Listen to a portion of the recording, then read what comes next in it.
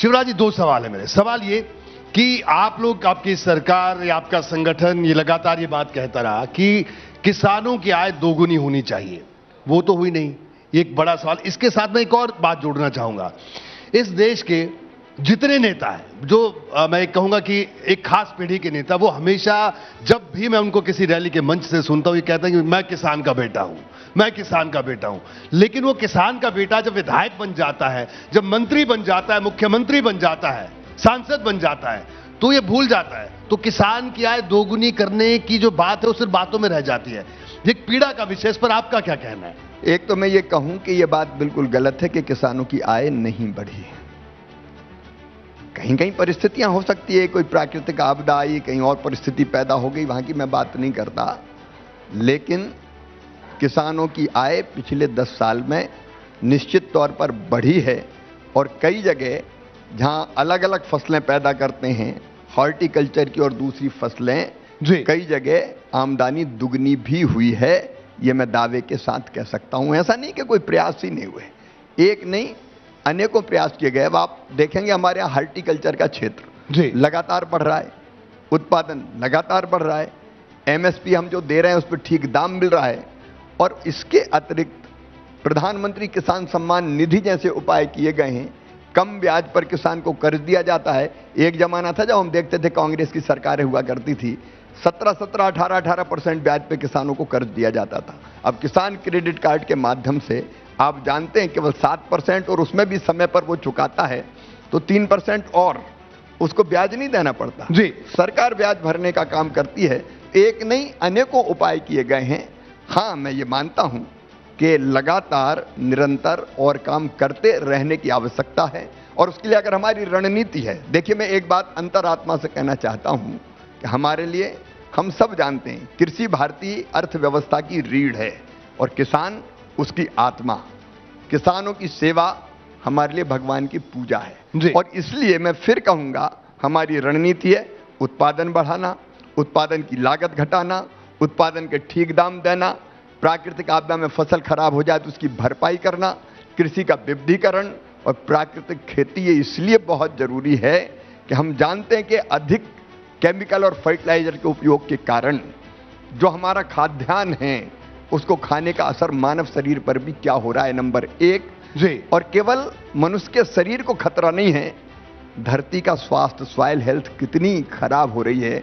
अगर यही क्रम जारी रहा तो आने वाले समय में बड़ा संकट आएगा आने वाली पीढ़ियों पर। इसलिए भविष्य का ध्यान, उत्पादन ना घटे, उत्पादन बढ़ाते हुए, किसानों की आय बढ़ाते हुए हमको प्राकृतिक खेती की तरफ जाना ही पड़ेगा। रोहित, ठीक है, प्राकृतिक खेती की बात आपने की और बड़ा अच्छा ये कदम है, बिल्कुल प्राकृतिक खेती की तरफ जाना चाहिए। लेकिन एक विषय और है शिवराज जी, किसान सम्मान निधि।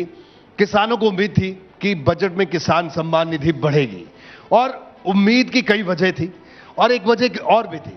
मध्य प्रदेश में आप मुख्यमंत्री थे, किसान सम्मान निधि के साथ संभवतः, अगर मुझे ठीक से याद हो, तो किसान कल्याण निधि के जरिए भी उनको एक और प्रोत्साहन राशि दी जाती थी। तो खैर, लेकिन अब केंद्र में भी किसान चाहता कि किसान सम्मान निधि बढ़े, क्योंकि खेती किसानी अब उतना फायदे का सौदा तो नहीं रहा शिवराज जी, तो आप भी मानते हैं? नहीं, मैं ये नहीं मानता कि फायदे का सौदा नहीं है। मैं फिर कहता हूं कि पिछले वर्षों में जो प्रयास किए गए हैं उनके परिणाम आए हैं, और किसान सम्मान निधि के रूप में किसानों को 3,24,000 करोड़ रुपए की राशि उनके खाते में डाली गई है। आप जानते हैं, एक बार कर्जा माफी की बात हुई थी, कांग्रेस ने की थी केवल 60,000 करोड़ की। तो 60,000 करोड़ से ज्यादा तो हर साल हम डाल रहे हैं। लेकिन उस केवल एक उपाय किसान सम्मान निधि नहीं है, उसके अलावा जो उपाय किए गए हैं अलग अलग, उनके कारण भी किसानों की आय बढ़ी है। शिवराज जी, आपने जो बात की इससे पहले कि प्राकृतिक खेती की आपने बात की, देखिए देश के करोड़ों युवा, करोड़ों किसान आपको इस वक्त सुन रहे हैं, लाइव सुन रहे हैं बीपी न्यूज पर। सवाल यह है कि हम प्रोत्साहित करते हैं लोगों को, डॉक्टर बने, इंजीनियर बने, किसी और फील्ड में जाए, आईटी की फील्ड में जाए, फैशन में जाए, मीडिया में जाए, लेकिन इस देश का नौजवान किसानी की तरफ बढ़े, खेती की तरफ बढ़े, इस दिशा में शिवराज सिंह चौहान क्या नवाचार करेंगे, क्या नया कदम उठाएंगे जिसकी जरूरत है इस देश को? अब भाषणों में तो ये बात होती रही, लेकिन ये देश देखना चाहता है कि कोई ग्रेजुएट निकला है, कोई पोस्ट ग्रेजुएट निकला, कोई विदेश से पढ़कर आ रहा है और वो खेती पर जा रहा है। ऐसे उदाहरण है लेकिन बड़े कम। हाँ, मैं वही कह रहा था कि ऐसा नहीं है कि नहीं जा रहे, सब कुछ छोड़ के कई, एक नहीं हजारों नौजवान ऐसे जो कृषि की तरफ आकर्षित हुए गए हैं, वह नवाचार कर रहे हैं और उत्पादन के और आय के नए रिकॉर्ड बना रहे हैं। हमको ये क्रम निरंतर जारी रखना पड़ेगा। आप कल के बजट में अगर देखेंगे तो डीपीआई के माध्यम से भी किसान को और कैसे सुविधाएं हम कम से कम समय में पहुंचा सकें जी, इसके भी प्रयास किए गए। और सबसे बड़ी चीज है नवाचार। हमारे यहाँ जो शोध और अनुसंधान है, पिछले वर्षों में उस पर बहुत कम खर्चा हुआ है, लेकिन प्रधानमंत्री नरेंद्र मोदी जी के बनने के बाद लगातार हम रिसर्च पर जोर दे रहे हैं। और आप जानते हैं कि भारतीय कृषि अनुसंधान परिषद इस काम में निरंतर लगी हुई है।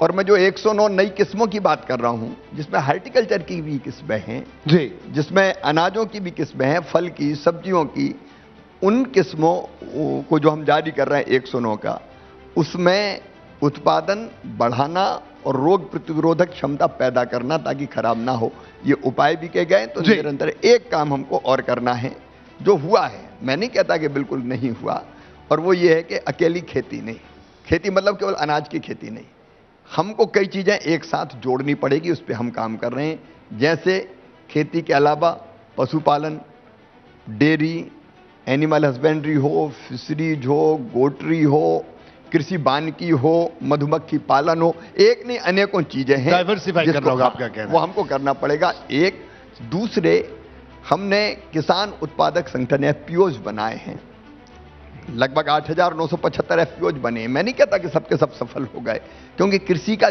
जोत का जो आकार है हमारे यहाँ काफी कम है। तो इंडिविजुअल किसान अगर काम करता है तो उतने पैसा लगाने के लिए कई बार उसके पास नहीं होते। फिर वो जो चीज बनाता है, उसकी मार्केटिंग, उसकी ब्रांडिंग, उसकी पैकेजिंग, उसमें उसको दिक्कत आती है। तो एफपीओज के आंदोलन को हम और बल देंगे। और तीसरी प्रमुख बात जो मुझे लगती है, एग्रीकल्चर एंड एलाइड सेक्टर, इसको एक साथ रख के सोचने की जरूरत है और उस दिशा में काम भी हुए हैं। नीति आयोग माननीय प्रधानमंत्री जी के मार्गदर्शन में कोऑर्डिनेट भी करता है, लेकिन इसको और बेटर ढंग से हम कैसे एक साथ मिलकर हम विचार करें, सब सेक्टर्स जो कृषि से संबंधित है, तो मुझे लगता है कि लाभ और बढ़ेगा। जैसे ही घड़ी का काटा दोपहर 2:30 पे आए, बबीता जी का दिल सास बहू साजिश के लिए मचल जाए। और ये है इनकी बहू, पूरे दिन ऑफिस की टेंशन हो जाए गॉन जब ये करें अपना फेवरेट शो फ्री टाइम पे ऑन। इनकी तरह आप भी देखें अपना फेवरेट शो अपने टाइम पर और डाउनलोड कीजिए एबीपी लाइव ऐप अपने स्मार्ट टीवी पर।